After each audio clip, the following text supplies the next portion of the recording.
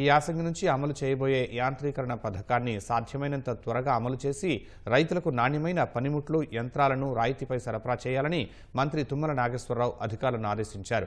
అదేవిధంగా కేంద్ర ప్రభుత్వ పథకాల కింద విడుదలయ్యే నిధులను పూర్తిగా వినియోగించుకునేందుకు వీలుగా రాష్ట్ర ప్రభుత్వం మ్యాచింగ్ గ్రాంట్ నిధులను విడుదల చేశామని, ప్రతి పైసా తెలంగాణ రైతు సంక్షేమానికి ఉపయోగపడే విధంగా చూడాలని కోరారు.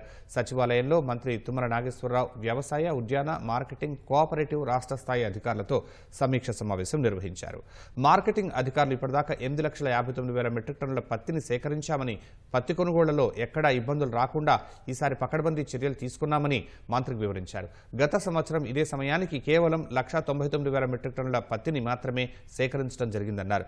ఇప్పుడు వచ్చే పత్తిని మంచి నాణ్యత కలదని, ఇంకా 2 నెలల పాటు వీటి కొనుగోలు సజావుగా జరిగేటట్లు చూడాలని అధికారులను మంత్రి ఆదేశించారు. ఉద్యాన శాఖ సమీక్షలో భాగంగా ఆయిల్ పామ్ కంపెనీల ప్లాంటేషన్ పురోగతి, ఫ్యాక్టరీల స్థాపనపై సంబంధిత అధికారులతో సమీక్ష నిర్వహించారు. ఉద్యాన పంటల కోసం రాయితీపై డ్రిప్ పరికరాలు, స్ప్రింక్లర్లు అందించాలని మంత్రి అధికారులను ఆదేశించారు.